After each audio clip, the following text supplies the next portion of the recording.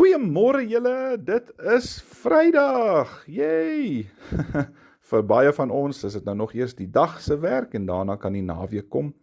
Ag, ek hoop dat julle lekker geslaap het, dat jy al koffie drink en dat julle regmaak vir hierdie nuwe dag en tot eer en verheerliking van die Here gaan leef. Doen dit vanmôre. Die Here gee vir jou daai voorregte, sy hand is in jou lewe. En as jy nie weet of dit so is nie, steek net jou hand uit en sê, Here, hier is my hand, vat net my hand. En ek kan jou vanmôre waarborg, die Here gaan dit natuurlik doen. Ek wil graag ons week afsluit en ek lees vanoggend vir ons een van die eerste verse wat ek in my bediening gaan memoriseer het. Ek het dit baie vroeg al gedoen en dis Romeine 15 vers 13 en vanmôre gaan ek hom sommer so vir julle uit die kop uit opsê. Mag God die bron van hoop, julle deur julle geloof met alle vreugde en vrede vervul, sodat julle hoop al hoe sterker kan word deur die krag van die Heilige Gees. Wat vir my so tref in die vers is dat die bron van my hoop, dat die fontein van my hoop, dat die put waar ek dit kan gaan skep, die enigste plek waar hoop oorvloedig is net by God.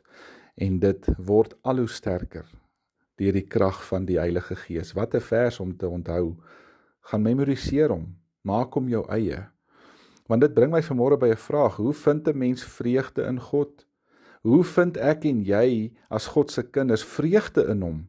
Wel, die Bybel sê, as ek en jy net tot eer van die almagtige God lewe. Miskien sê jy vanmôre, jy kry swaar, jy het 'n moeilike lewe, jy ervaar nie vreugde nie. Wel, dan sê hierdie gedeelte begin om God groot te maak. En ek en jy kan ongekende vreugde kry, selfs binne in die onstuimige tye waarin ek en jy soms leef. Want die enigste ding wat ons vreugde kan steel, is natuurlik sonde. Die Heidelbergse Katekismus sê, ons is geroep om God te verheerlik. Maar die vraag is dan, hoe verheerlik ons hom? Ek wens soms ons as kerk kan dit net weer ontdek. Een van die grootste gevare is om ons geesdrif te verloor om God te verheerlik.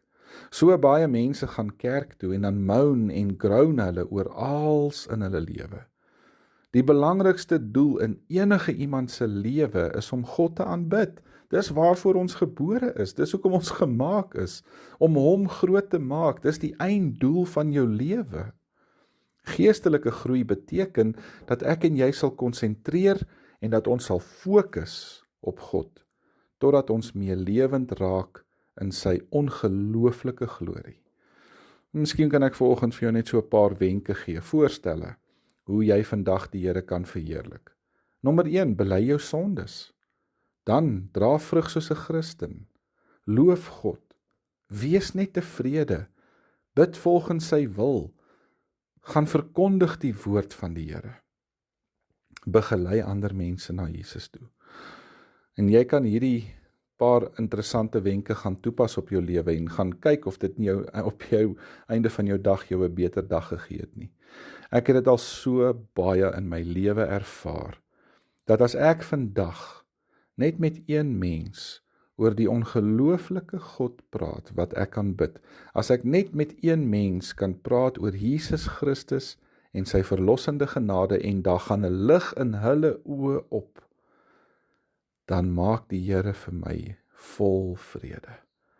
En dit is een van die wonderlikste ervarings wat 'n mens kan beleef. Julle, as ons daai vreugde kan ontvang, as ons dit kan beleef, hoekom doen ons dit nie? Gaan vind vreugde in God. Kom ons maak ons oë toe, dan bid ons. Dierbare Vader, dankie dat U die bron van hoop is. En dankie dat U deur geloof my met vreugde en vrede vervul. Help my dat my hoop sal sterker word deur die krag van die Heilige Gees. En help my om U alleen te eer vir hierdie dag wat ek het. In Jesus se naam, amen. Baie dankie julle vir die lekker week wat ons gehad het. En mag julle 'n wonderlike naweek hê. Rus 'n bietjie uit. As van julle so 'n bietjie op die pad gaan wees, ry veilig. As daar van julle is wat by die huis gaan bly, bly warm. En dan praat ons volgende week weer. Totsiens.